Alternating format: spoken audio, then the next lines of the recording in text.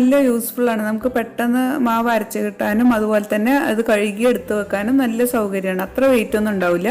നമുക്ക് പെട്ടെന്ന് വേഗം ചെയ്യാൻ പറ്റിയ ഒരു ടൈപ്പാണിത്. ഞാനിവിടെ 2 ലിറ്ററിൻ്റെയാണ് എടുത്തിട്ടുള്ളത്. ഒരു 4 to 5 മെമ്പേഴ്സ് ഉള്ള ഒരു വീട്ടിലേക്ക് ഇത് ധാരാളം 2 ലിറ്ററിൻ്റെ തന്നെ ധാരാളം മതിയാവും.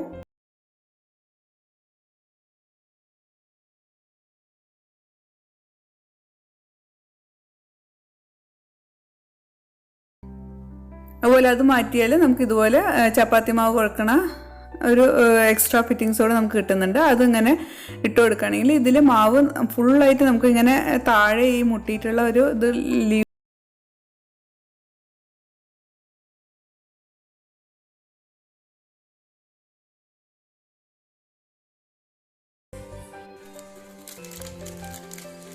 പിന്നെ അതിൻ്റെ കൂടെ തന്നെ കിട്ടുന്ന വേറൊരു എക്സ്ട്രാ ഫിറ്റിംഗ് ആണ് നമുക്ക് തേങ്ങ ചിരകാനുള്ളത്.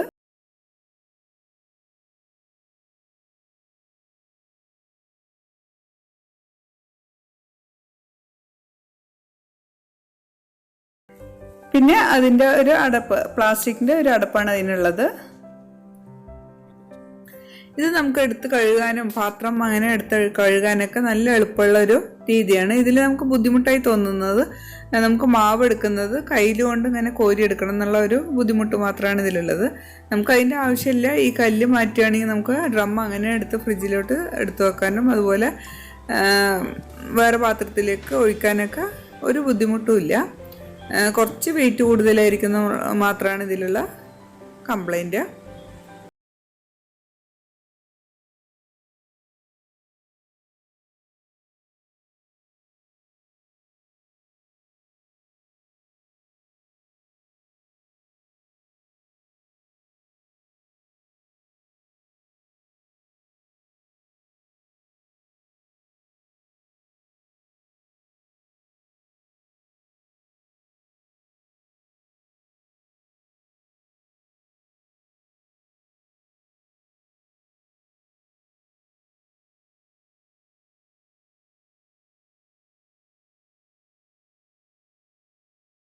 എടുത്തിട്ട് പിന്നെ വന്നതിന് ശേഷമാണ് നമുക്കിത് വേണ്ട, നമുക്ക് ടിൽറ്റിങ്ങിൻ്റെ എടുക്കാമെന്നുള്ള ഐഡിയ പോയത്.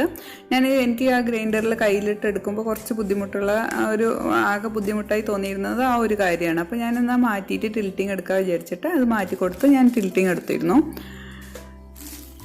അതിനേക്കാളും ഏകദേശം 1300ഓളം എക്സ്ട്രാ ചാർജ് വന്നിരുന്നു ഈ ടിൽറ്റിങ്.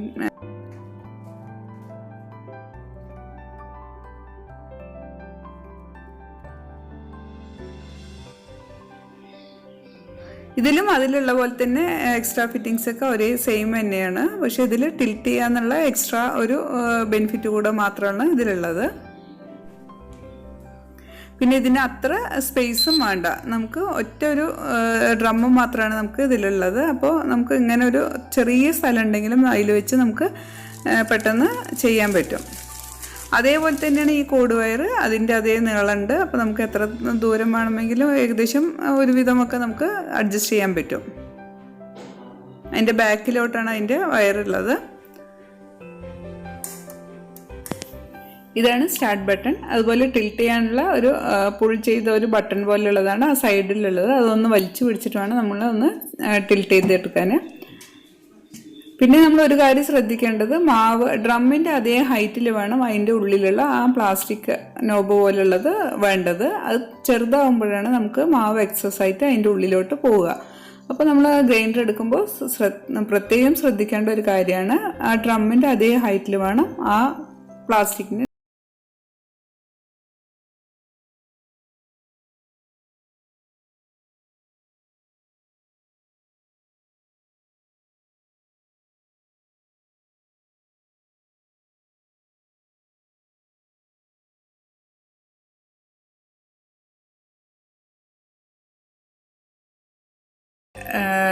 ഇത് കുഴക്കാനുള്ളത്. നമുക്ക് ഈ കല്ലിൻ്റെ ആ ത്രെഡ് അഴിച്ച് കല്ല് മാറ്റിയതിന് ശേഷം നമുക്ക് ഈ ചപ്പാത്തി മാവ് കുഴക്കുന്നത് വെച്ച് കൊടുത്തിട്ട് അതേപോലെ തന്നെ ആ ത്രെഡ് ഒന്ന് ടൈറ്റ് ചെയ്ത് കൊടുത്തിട്ട് വേണം നമുക്ക് ചപ്പാത്തി മാവ് ഒന്ന് കുഴച്ച്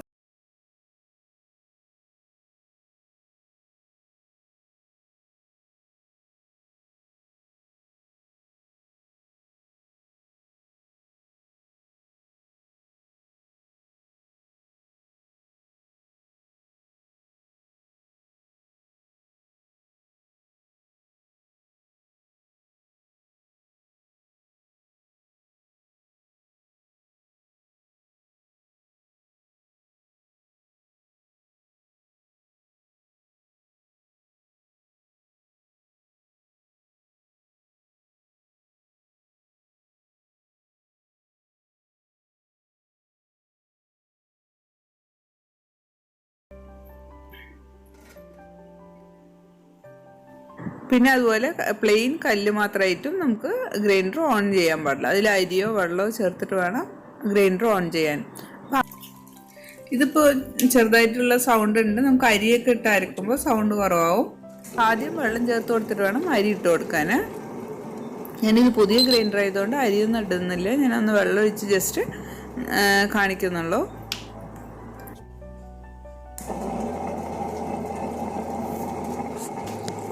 ഇനി നമ്മൾ അതിൻ്റെ കോസ്റ്റ് നോക്കുകയാണെങ്കിൽ നമ്മൾ ആ ടേബിൾ ടോപ്പിനേക്കാളും ടിൽറ്റിങ്ങിന് 1000 rupees എക്സ്ട്രാ ആണ്. നമ്മൾ ടേബിൾ ടോപ്പിന് 5400 ആയിരുന്നു അതിൻ്റെ റേറ്റ്. പക്ഷേ നമ്മൾ ടിൽറ്റിങ്ങിന് 6900 സംതിങ് വരുന്നുണ്ട്. പക്ഷേ ഒരു രണ്ടിലും 1000 rupees 1200 നമുക്ക് റിഡക്ഷൻ തരുന്നുണ്ട്.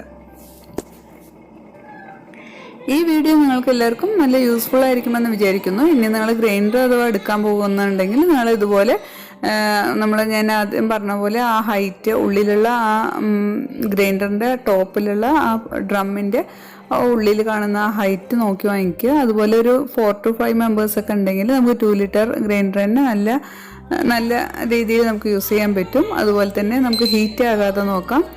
പിന്നെ നമുക്ക് നോക്കാനുള്ളത് അരിയോ വെള്ളമോ ഇല്ലാതെ പ്ലെയിൻ ആയിട്ട് ഗ്രൈൻഡർ അരക്കാതിരിക്കുക. അങ്ങനെ നമ്മൾ അരിയോ വെള്ളമോ ഇല്ലാതെ നമ്മളിത് അരക്കുകയാണെങ്കിൽ അതിന് കല്ലിന് തേയ്മാനം സംഭവിക്കും. അപ്പോൾ നമുക്ക് അരച്ച് കിട്ടാൻ വൈകും. അതുകൊണ്ട് അതൊന്ന് ശ്രദ്ധിക്കുക. അതുപോലെ അരി ഡയറക്റ്റായിട്ട് ഇടാതെ ആദ്യം വെള്ളം ഒഴിച്ച് അതിലോട്ട് നമ്മൾ അരി ഇട്ട് കൊടുക്കുക. ഇങ്ങനെ 1-2 കാര്യങ്ങൾ ശ്രദ്ധിക്കുകയാണെങ്കിൽ നമുക്ക് കുറേ കാലം വരെ ഗ്രൈൻഡർ കേടുവരാതെ നോക്കാം. പിന്നെ ഞാൻ ഇതിന് മുമ്പ് നല്ല സോഫ്റ്റ് ആയിട്ടുള്ള ഇഡ്ഡലിയുടെയും അതുപോലെ നല്ല പേപ്പർ റോസ്റ്റിൻ്റെ റെസിപ്പിയും ഞാൻ ഇട്ടിട്ടുണ്ട്. അത് കാണാത്തവർ അതൊന്ന് കണ്ടു നോക്കൂ. ഞാൻ അതിൻ്റെ ലിങ്ക് ഡിസ്ക്രിപ്ഷൻ ബോക്സിലിടാം.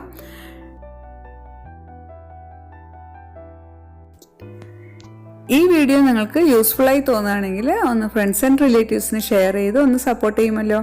എൻ്റെ ചാനൽ ഇതുവരെ സബ്സ്ക്രൈബ് ചെയ്തിട്ടില്ലെങ്കിൽ ഒന്ന് സബ്സ്ക്രൈബ് ചെയ്ത് സപ്പോർട്ട് ചെയ്യണം. നെക്സ്റ്റ് വീഡിയോയിൽ വേറൊരു വെറൈറ്റി വീഡിയോയുമായി കാണും വരെ thanks for watching. Have A nice day. Thank you.